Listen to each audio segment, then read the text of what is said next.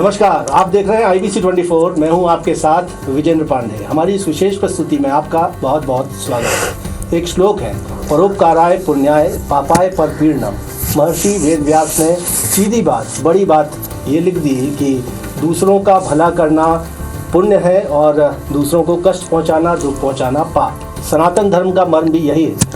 आपने अस्पतालों में मंदिर बहुत देखे होंगे, लेकिन ये पहली दफ़ा है, ये पहली बार है कि मंदिर में एक भव्य अस्पताल बनने जा रहा है। मंदिर की दान पेटियों के ताले गरीबों की बेटियों के विवाह करने के लिए, उनका घर बसाने के लिए खुलने जा रहे हैं और इसका सूत्रपात कर रहे हैं, इसका सूत्रधार हैं बागेश्वर धाम के पीठाधीश्वर पंडित धीरेन्द्र कृष्ण शास्त्री, जो हमारे साथ है। महाराज जी, बहुत बहुत स्वागत है आपका IBC 24 पर। संपूर्ण दर्शकों को, आपको भी और IBC 24 के सभी लोगों को बहुत बहुत साधुवाद, बहुत बहुत धन्यवाद। महाराज जी, ये बात सामान्य नहीं है, ये बात बहुत विशिष्ट है, ये विचार बहुत विशिष्ट। तो ये कैंसर हॉस्पिटल जो कि बागेश्वर धाम की ओर से बनाया जाना है, ये भी तय है कि देश के प्रधानमंत्री नरेंद्र मोदी ही यहाँ पर भूमि पूजन समारोह में आ रहे हैं। तो इसका विचार कैसे आया हुआ है और आपका क्या विजन रखते हैं आप? किस तरह का ये अस्पताल होगा, योजना क्या है महाराज जी? देखिए, हिंदुओं के चढ़ावे से हिंदुओं का भला हो, हमारा उद्देश्य केवल पूरे देश में और दुनिया में यही मैसेज देना है कि मंदिरों को हम उन लोगों के लिए खोलें, उनकी दान पेटियों को, क्योंकि चढ़ावा भी वही दे रहे हैं। तो ये कोई बहुत बड़ी बात नहीं है। अगर ऐसा किया जाएगा तो प्रत्येक समाज का व्यक्ति जुड़ेगा, अगर ऐसा किया जाएगा तो भेदभाव नहीं बचेगा, अगर ऐसा किया जाएगा तो मंदिर में परमात्मा तो है ही है, लेकिन परमात्मा की कृपा के साथ साथ दवा भी प्राप्त होगी, मंदिरों में शिक्षा भी प्राप्त होगी, मंदिरों में संस्कार भी प्राप्त होंगे। मंदिरों की दान पेटियों के चढ़ावे जब गरीब की बेटियों पर खर्च किए जाएंगे तो एक समाज का निर्माण होगा और समाज के मंदिर का निर्माण होगा। ये कैंसर अस्पताल किस तरह का होगा महाराज जी? अभी तो विचार है कि लगभग इसको medical science institute of research centre तक ले जाना है। प्रारंभ चरण में 100 बेड का यह हॉस्पिटल है, जिसमें केवल कैंसर ही नहीं, सभी प्रकार की बीमारियों के इलाज के लिए तैयारी कर रहे हैं, पर प्राथमिकता कैंसर को दी जा रही है, जो अभी भयावह है। तो बागेश्वर धाम अपने आप में बालाजी की कृपा तो है ही है, स्थान पर आकर के लोग सकारात्मक महसूस तो करते ही हैं, पर उसके साथ साथ जब दवा मिलेगी और उच्च गुणज्ञ चिकित्सकों का परामर्श मिलेगा तो हमें लगता है जल्दी शीघ्र वो निरोगी होंगे। तो ये फुल हाईटेक होगा। हाईटेक के साथ साथ में ये विजिटर्स भी होगा, रिसर्च सेंटर भी होगा कि और नई नई आने वाली बीमारियों से हम मुकाबला कैसे कर पाएँ, और रिसर्च सेंटर के साथ साथ ये कैंसर हॉस्पिटल भी होगा। और बेटियों का विवाह भी किया जाना है 26 तारीख को जी। उसमें राष्ट्रपति आनी है, 108 तो उसमें आदिवासी कन्याएं ही हैं जी जी। हमारा उद्देश्य हमेशा से ये रहा कि हम अपने हिंदू धर्म को मजबूत कैसे कर पाएँ। वर्तमान में एक समाज है जो आदिवासी समाज है, हमारे अभिन्न अंग हैं, हमारे परिवार के सदस्य हैं, लेकिन अभी हमारी छतरपुर की एक खबर चली कि गांव के लगभग 30-40 लोगों को उन्होंने ईसाई बना दिया, प्रलोभन देकर, उनके मकान सुंदर बनवाकर। तो उसका धर्मांतरण का मूल कारण क्या है? अशिक्षित है। दूसरा कारण है लालच दे करके, क्योंकि वो आर्थिकहीन है। तो जब बेटियों का विवाह हम करवाएंगे, जिम्मेवारी हम लेंगे, तो धर्मांतरण कम होगा। इसी प्रकार की विचारधारा के साथ हमें कार्य करना पड़ेगा, तभी अपना हिंदुत्व और हिंदुस्तान बच पाएगा जी। तो ये धर्मांतरण इतनी गंभीर समस्या के तौर पर बरकरार बना हुआ है इस देश में कि जहाँ से हम हिंदू राष्ट्र का झंडा बुलंद करते हैं, उसी गृह जिले में धर्मांतरण हो जाता है। लेकिन चैलेंज है, ऐसी ही जगहों पे चैलेंज लिए जाते हैं, ऐसी जगहों से चैलेंज पार करके हमें पूरे भारत तक पहुंचना है, पूरे भारत में हिंदुत्व का परचम लहराना है और भारत को एक हिंदू राष्ट्र के रूप में हमें देखना है, हर हाल में देखना है, किन्हीं भी परिस्थिति में, चाहे हमें जो भी मेहनत करनी पड़े। ये हम सब अपने लिए तो कर ही नहीं रहे, कर तो हिंदुओं के लिए रहे, हिंदू राष्ट्र के लिए कर रहे हैं, लेकिन इस देश में एक नई क्रांति खड़ी होगी अगर इस प्रकार से मंदिरों के द्वारा कार्य करवाए जाएंगे, तो हमें लगता है धर्मांतरण बहुत जल्दी हो जाएगा। ये बार बार कहा जाता है कि मंदिरों के पास बहुत धन, अकूत संपत्ति है, ये है वो है, पुजारियों के काम आती। जी जी। तो ये बाकी मंदिरों को अगर इस राह आप एक राह दिखा रहे हैं, संदेश दे रहे हैं। अब हम वो नहीं कर सकते क्योंकि हम कोर्ट नहीं है, सरकार नहीं है, लेकिन हम करके बता सकते हैं। तो कहने से ज़्यादा करके बताने में बहुत ज़्यादा, लगभग 3 वर्ष का समय लगेगा और 23 तारीख को भूमि पूजन शिलान्यास है, जिसके यशस्वी प्रधानमंत्री जो वर्तमान में अभी विश्वामित्र की भूमिका निभा रहे हैं, ऐसे प्रधानमंत्री और समाज के लोगों के भाव को देख करके हमको प्रशासन के द्वारा जो खबर मिली कि वो आ रहे हैं, इतना बड़ा हृदय, तो निश्चित रूप से ये पूरे बुंदेलखंड के लिए और लाखों लोग जो बागेश्वर धाम से जुड़े हैं उनके लिए बहुत गौरव की बात है और इससे हम सब लोग बहुत प्रसन्न हैं। बाकी धर्म स्थलों से आप क्या अपेक्षा करते हैं? यही अपेक्षा करेंगे। देखिए, धार्मिक स्थल का मतलब क्या है? धार्मिक स्थल का मतलब ये है वहाँ जाकर के व्यक्ति स्पिरिचुअल हो जाए। अब मान लीजिए कोई बीमार है, उसकी रोग तो दवा से ही ठीक होगी, तो वैसे ही स्पिरिचुअल हो जाएगा। तो हमको आध्यात्मिक बनाना है ना, तो आध्यात्मिक बनाने के लिए अब जो बीमार आएगा वो तो आध्यात्मिक तभी बनेगा जब उसकी बीमारी ठीक होगी। तो मंत्र चिकित्सा से तो हम ठीक कर ही रहे हैं, बालाजी की कृपा तो यही है, बालाजी कर देते हैं ठीक। लेकिन जहाँ दवा की जरूरत है वहाँ दवा ही लगेगी ना, तो हमने विचार किया कि हम हॉस्पिटल भी बनाएंगे ताकि लोग मंदिरों को केवल लूटने खसोटने का स्थान ना कहें, अब तो समाज सेवा का स्थान भी माने और इस देश में नई क्रांति खड़ी हो, ताकि मंदिर व्यवसायिक दृष्टि से ना बनाया जाए, अब तो सेवा की दृष्टि से बनाया जाए। और आपने उन लोगों को भी जवाब दिया जो कहते थे कि मंदिर बनाने से क्या होगा? हाँ, ये उनके लिए सबसे बड़ा जवाब है कि आप कहते हैं कि मंदिर बना, जैसे राम मंदिर बना तो बहुत लोगों ने कमेंट किया कि क्या फ़ायदा, अस्पताल बना दिया जाए। ठीक है, जरूरी थोड़ी है, बहुत सी ऐसी जगह हैं, चर्चों से भी अस्पताल बनाए जा सकते हैं और वक्फ बोर्ड की संपत्ति ज़मीनों पे भी अस्पताल बनाए जा सकते हैं, गुरुकुलम विद्या पीठ बनाए जा सकते हैं। लेकिन ये कहने में उन लोगों की चूँकि जीभ निकलती है तो हम थोप नहीं सकते उन पर हम अभी तो करके बताएंगे, प्रयत्न जारी है। और ये बुंदेलखंड के लिए वरदान है। लगभग 17 जिले हैं बुंदेलखंड क्षेत्र के और यहाँ पर ऐसी उच्च कोटि की चिकित्सा व्यवस्था नहीं है, तो ये सबसे बड़ा सौगात हमें लगता है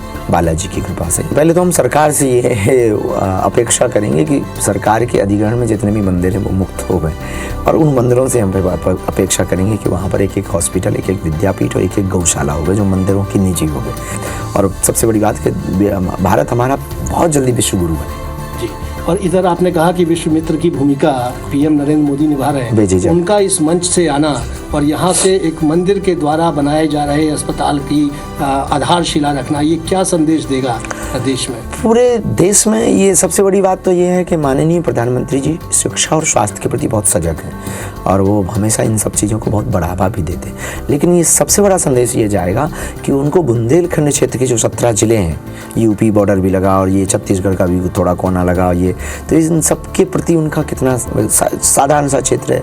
उन्हें तो विदेशों से भी लाखों इन्विटेशन है, भारत से भी बड़ी बड़ी यूनिवर्सिटी, बड़े बड़े उद्योग के नगरों से इन्विटेशन है, समय ही नहीं है।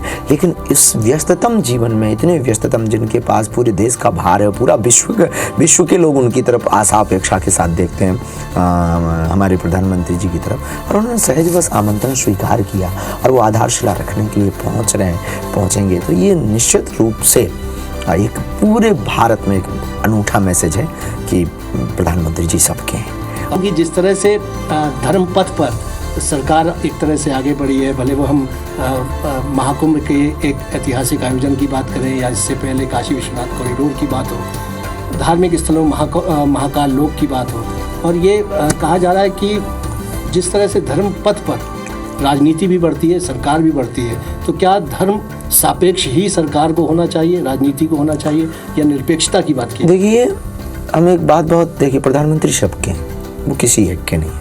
अब उन्होंने अभी कुछ दिन पहले अजमेर में चादर भी पहुंचाई थी, वो सबके हैं। प्रधानमंत्री का पद सबके लिए होता है और सरकार सबके लिए होती है, ना कि किसी एक के लिए होती है। पर इस देश में समानता हो, हम ऐसी सरकार चाहते हैं। और जो भी अभी हुए अनूठे हुए, चाहे वो राम मंदिर हो, चाहे वो महाकाल लोक अन्यास हो गए, या फिर वो काशी कॉरिडोर हो गए, ये जो व्यापकता है, ये बहुत अनूठा काम था।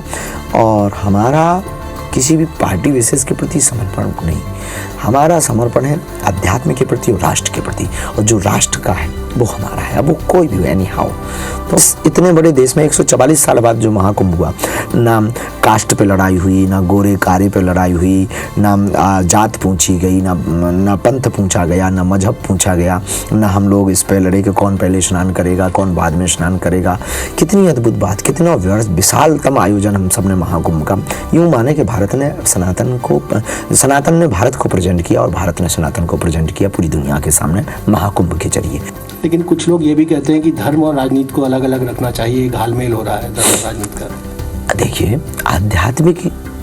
राजनीति में अध्यात्म नहीं, अध्यात्म में राजनीति हो, तो ये बहुत अच्छा है। अच्छा, दोनों के पर्याय अलग अलग हैं। तो अब एक आपने बीच में क्वेश्चन कहा था कि धर्म सापेक्ष हो या निरपेक्ष। भारत में कानून कुछ भी हो, पर सापेक्ष रहे या निरपेक्ष रहे, हम इन दोनों के पक्ष या विपक्ष में नहीं। हम ये कहते हैं कि बस किसी की आस्था पर ठेस न पहुंचे, ऐसा हो भारत, ऐसा हो राजा, ऐसी हो सरकार, ऐसी हो सत्ता। लेकिन मल्लिकार्जुन खड़गे कहते हैं कि गंगा में नहाने से गरीबी दूर नहीं हो जाएगी, फिर भी 50 करोड़ लोगों ने नहा लिया। देखिए, वो राजनीतिक हैं और राजनेताओं पे हम बयान देते नहीं हैं, उनके अपने अपने मत हैं, चूँकि वो एक दूसरे को ताना। पर हम ये कह सकते हैं कि अगर आप सनातन पे उंगली उठा के कहें कि गंगा में नहाने से गरीब, तो कैंडल जलाने से भी गरीबी दूर नहीं होती, चादर चढ़ाने से भी गरीबी दूर नहीं होती, ये भी कह सकते हैं। और ये भी कहा जा सकता है कि उम्रा रखने से भी गरीबी, या हज यात्रा करने से भी गरीबी दूर नहीं होती। गरीबी दूर तो विकास से होती है, गरीबी दूर तो औद्योगिक जगत से होती है, गरीबी दूर तो मेहनत से होती है, गरीबी दूर तो पुरुषार्थ से होती है, वो किसी के करने से भी नहीं होती। वो होती है व्यक्ति को खुद सरकार बनना पड़ेगा, इस देश के प्रत्येक व्यक्ति को सरकार बनना पड़ेगा। आप सरकार के भरोसे गरीबी दूर नहीं कर सकते, आप अपने भरोसे देश की गरीबी जरूर दूर कर सकते हैं। शंकराचार्यों के चयन को लेकर भी जो बात आती है, आपको लगता है कि ये बात कोर्ट के जरिए निर्धारित होती है, या हमारा सिस्टम अभी नहीं, ये धर्म तौर पर बहुत अभी सक्षम होना आवश्यक है कि इस तरह के सवाल ना आए? क्योंकि जब हम एकता की बात करते हैं, हिंदुओं की एकता, और उसके बाद किसी अगर शंकराचार्य पद पर सवाल उठ जाए, ये तो बहुत कंट्रोवर्शियल बात है, क्योंकि हमारे सनातन के शंकराचार्य का निर्णय अगर कोर्ट करेगी तो फिर तो हो गया। इसके पक्ष में हम बिल्कुल भी नहीं रहे। और गुरु परंपरा का विषय है, शिव आदि जगत गुरु शंकराचार्य की परंपरा का विषय है, तो ये आस्था, निजी आस्था का विषय है, ना कि कोर्ट का विषय। बिल्कुल बड़े महापुरुषों को एक छतरी के नीचे आना चाहिए अगर सनातन को बचाना है तो। बाकी तो ठीक है, अपनी अपनी डमरू बजाने हैं। तो इस देश की सबसे बड़ी दिक्कत क्या है पता है आपको? कितने हिंदू हृदय सम्राट नहीं है, कितने हिंदू बब्बर शेर नहीं है। वो सब चाहते हैं कि हमारी मंच और हमारे बैनर तले ये काम हो, इसलिए हिंदू एकजुट नहीं होता है। बहुत बड़ी बात कही महाराज जी आपने। अभी धर्म संसद में भी ऐसी स्थिति देखी गई। तो सब लोग अपने अपने बैनर तले करना चाहते हैं। हम चाहते हैं भारत माता के बैनर तले ये काम हो, हम चाहते हैं देश के सनातन की ग्रंथों के बैनर तले ये काम हो। हम बैनर तले, हमको लोग जब बोलते हैं कि आप हिंदू हृदय सम्राट बब्बर, हम बहुत पसंद नहीं है, किंचित मात्र भी पसंद नहीं। क्या बेहूदी बात है, हमसे पहले बहुत आए हिंदू हृदय सम्राट, हम भी, आपने अगर हमको यही कह दिया तो कुछ खास नहीं कहा। हिंदू एकता पदयात्रा जो आपने ऐतिहासिक तौर पर निकाली, उसमें तमाम साधु संत हमने देखे कि आपके साथ चलते, कदम ताल करते नजर आए। बड़ी कृपा है उनसे। तो इस हिंदू एकता पदयात्रा के बाद हालात कितने बदले हैं? और आपने कहा था कि ये तो क्रांति की शुरुआत बस है। सामाजिक उन्नयन बहुत हुआ है और लोगों में बात करने की स्वतंत्रता आई है, खुलापन आया है। गांव-गांव में वो जो घाटों के नाम पर लड़ते थे कि ये फलाने का घाट है, ये उनका घाट है, तो कास्टिज्म घट रहा है, राष्ट्रीयम बढ़ रहा है। तो धीरे धीरे एकदम से तो क्रांति आती नहीं है, और हम क्रांति चाहते भी नहीं है, हम तो विचारों की क्रांति चाहते हैं। चूँकि बाह्य क्रांति तो युद्ध ले जाती है, पर अंतर विचारीय क्रांति शांति लाती है। तो युद्ध नहीं, हम बुद्ध में जीना चाहते हैं, और हमें अपने जैसे 100 लोग चाहिए। आपने तो कहा था कि आप 1 करोड़ हिंदू सड़क पर चाहते हैं, उनसे बातचीत। हमको हमारे जैसे 100 लोग चाहिए, पर सड़कों पे तो करोड़ों हिंदू चाहिए। 100 करोड़ में 1% हिंदू रोड पर चाहिए जो तैयार। पिता की सामूहिक विवाह के जरिए 26 फरवरी को है, 26 फरवरी को होना है, शिवरात्रि के दिन। और आपने कहा कि धर्मांतरण एक बड़ी समस्या है। राष्ट्रपति जी आ रही हैं, वो वर वधू को यहाँ से उनके जरिए आशीर्वाद भी देंगे, लेकिन इसमें पिछली बार तो मोटरसाइकिल आपने दे दी थी, पूरी गृहस्थी बसाई जा रही है। हमने देखा कि चेहरों पे खुशी भी है, पूरी गृहस्थी का सामान देने अभी भी दे रहे हैं। ये कैसे मैनेज कर पा रहे हैं आप? एक तरफ अस्पताल बनना है, 200 करोड़ लगना है, वहाँ 251 बेटियों का विवाह होना है।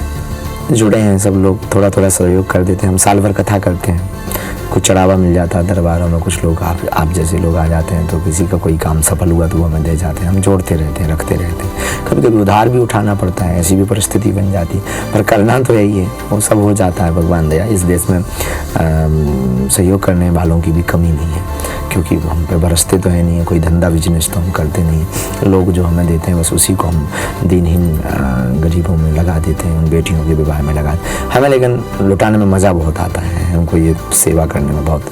जब हमें इस बात पे आता है कि वो 1 महीने पहले उससे कोई परिचय नहीं होता, वो हमारी जब बेटी बन जाती है और उसकी आँखों में आंसू, वो प्रसन्नता के हम देखते हैं, और वो अपने पति को पाकर, परिवार को पाकर, उपहार सामग्री को पाकर और पंडाल में संतों का आशीर्वाद पाकर जब वो लिपट लिपट कर रो करके जाती है, तो हमें लगता है कि हमारी मेहनत साल भर की सफल रही। हम महाराज जी, जो समाज में एक तरह का परसेप्शन भी नज़र आता है कि साधु महंत संत जो हैं वो बहुत मेहनत नहीं करते हैं, वो लग्जरी गाड़ियों से चलते हैं, लेकिन आप बता रहे हैं कि ये कथाएं करने के लिए भी मेहनत है।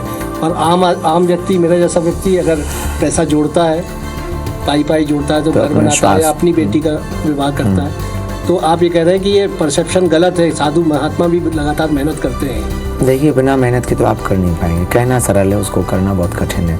अब अभी यही है, हमको लगभग 4 दिन हो गए, सो नहीं पाए, बैठे हैं लगातार। आप भी लगभग 6 बजे से तो देख ही रहे हैं, मीटिंगें चल रही हैं, 12 बजने वाले हैं। उसी मीटिंग में ही प्रसाद ले लेते, उसी में फिर फ़ोन कॉल, उसी में फिर आमंत्रण, उसी में फिर तब तक आप आ गए, तब तक कोई और आ गया, तब तक कोई और आ गया, चलते ही रहता है। तो कष्ट तो होता ही है, सब चीज़ सहजता से नहीं मिलती है। जब बेटियों का विवाह कर रहे हैं तो क्या संदेश आप समाज में देने का प्रयास करते हैं? इस देश में कोई बड़ा या छोटा नहीं है, सबको जीने का अधिकार है, सबको अपना उत्सव भव्यता के साथ मनाने का अधिकार है। और बस यही संदेशा देना चाहते हैं कि गरीब पैदा हो पर गरीब मरो मत ऐसी ज़िंदगी जियो। ज़रूरी नहीं है कि आप गरीब पैदा हुए तो गरीब ही मरे, कुछ बड़ा करके भी मर सकते हैं। आपने ये बताने की कोशिश की कि संतों की सुलभता कितनी मायने रखती है समाज को एकजुट रखने के लिए, लेकिन इसी दौरान एक वीआईपी यजमानों को लेकर भी एक अंडर करंट है, जनता भी ये जानना चाहती है। देखिए, वीआईपी कल्चर, सबके अपने अपने रिश्ते नाते होते हैं, और उन रिश्तों के प्रति अगर कोई समर्पण एक दूसरे के प्रति है तो वो उनकी अपनी चीज़ है। विशिष्ट व्यक्ति का सुरक्षा, सम्मान, उसके पद की गरिमा ध्यान रखना अनिवार्य है, लेकिन भगवान के दर पे तो सब समान होना चाहिए। हम मंदिरों के वीआईपी कल्चर के खिलाफ हैं। बाकी निजी पर्सनल तौर पे तो अपने अपने अनुबंध और संबंध होते हैं, वो तो निभाना ही पड़ेगा।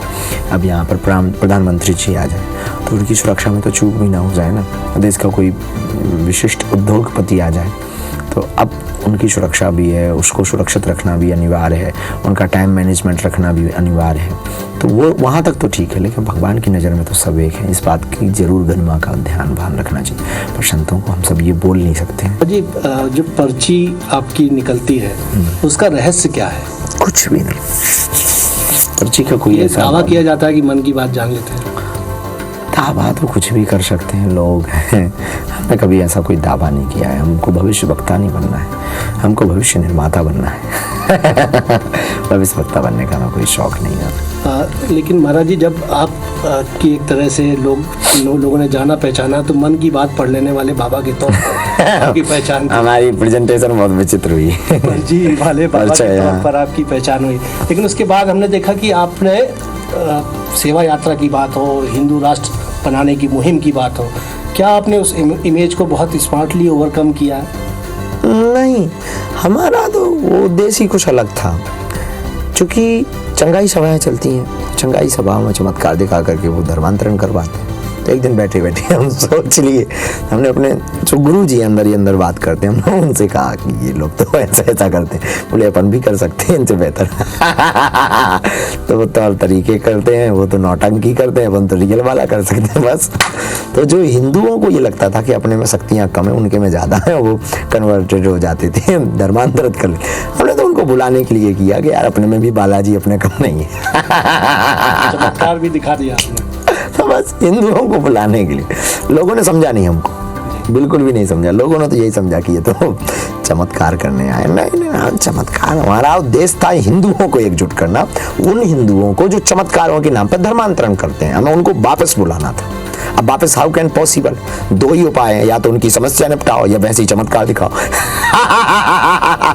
तो हनुमान जी समस्या निपटाते हैं, बाकी गुरु कृपा हम पर थी तो पर लोगों ने हमको प्रेजेंट थोड़ा अलग समझ लिया।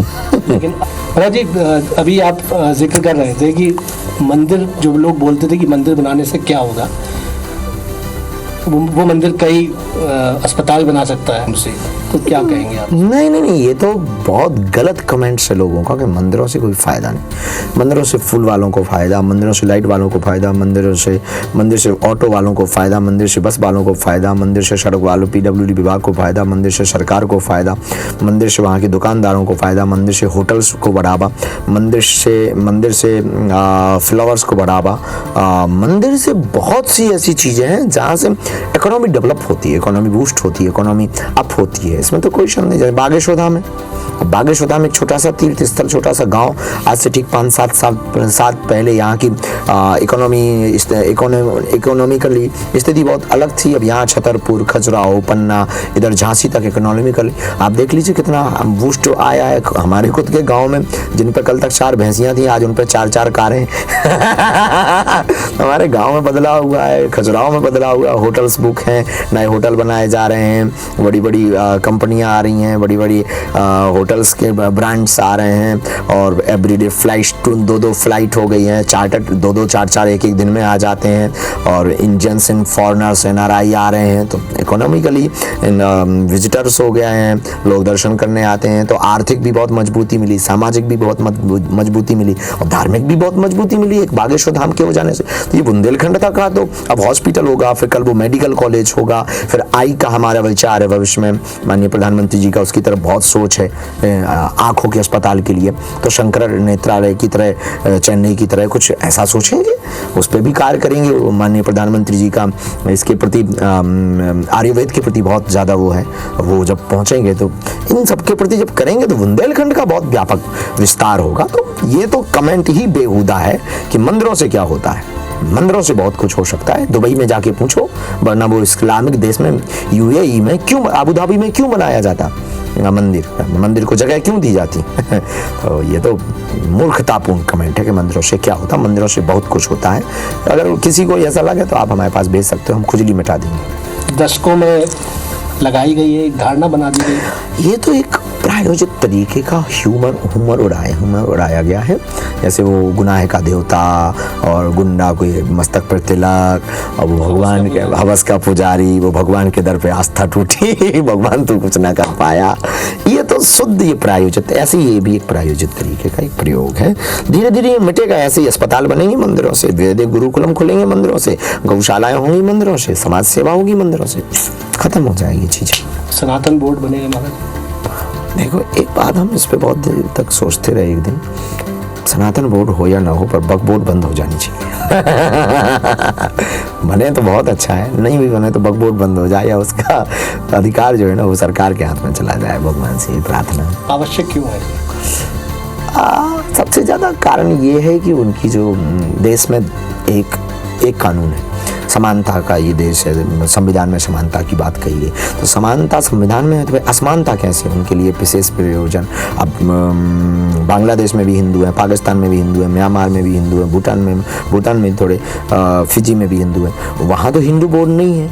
जब पाकिस्तान में अल्पसंख्यक हिंदू है, वहाँ हिंदू बोर्ड नहीं है, तो फिर भारत में अल्पसंख्यकों के नाम पर बक वोट क्यों? तो हमें लगता है ये असमानता है। JPC रिपोर्ट भी टेबल हो गई वक्फ बिल को लेकर, लेकिन विपक्षी सांसद जो है वो कह रहे हैं, खरगे जी ने भी कहा कि ये एक फर्जी रिपोर्ट है उनकी, विपक्ष की जो असहमति थी उसको शामिल नहीं किया गया। मुस्लिम पर्सनल लॉ बोर्ड तो ये कह रहा है कि मुसलमानों को बर्बाद करने के लिए वक्फ को खत्म किया जा रहा है। नहीं, सब मुसलमान नहीं ऐसा कह रहे। जो सामंतशाही मुसलमान है, वक्फ बोर्ड की ज़मीनों के मज़े कौन ले रहा है? सामंतशाही मुसलमान जो बड़े पद पे कद पे वही मजे। गरीब मुसलमान हैं तो बेचारे ही पैसे जो के थे वहीं, उनको तो कोई फ़ायदा ही नहीं है। वक्फ बोर्ड की ज़मीनों से सिर्फ बड़े मुसलमानों को फ़ायदा है, जो बाद में बड़े वही बड़े मजे लेते हैं। बहुत बहुत धन्यवाद। हमने बात की बागेश्वर धाम के पीठाधीश्वर पंडित धीरेन्द्र कृष्ण शास्त्री से। वो एक नई क्रांति का आगाज़, एक नई क्रांति का सूत्रपात बुंदेलखंड की धरती से कर रहे हैं, और कह रहे हैं कि शुरुआत की है, राह दिखाई है। बाकी धर्म स्थलों को, बाकी मंदिरों को भी इससे सीख मिल सकती है। लेकिन देश के प्रधानमंत्री नरेंद्र मोदी इस कार्यक्रम में सहभागिता के लिए आ रहे हैं। देश की प्रथम नागरिक, देश की राष्ट्रपति द्रौपदी मुर्मू भी बागेश्वर धाम आ रही है, और एक बड़ा संदेश बागेश्वर धाम की इस पुण्यधरा से जा रहा है। कैमरामैन सतीश के साथ विजेंद्र पांडे, IBC 24, छतरपुर।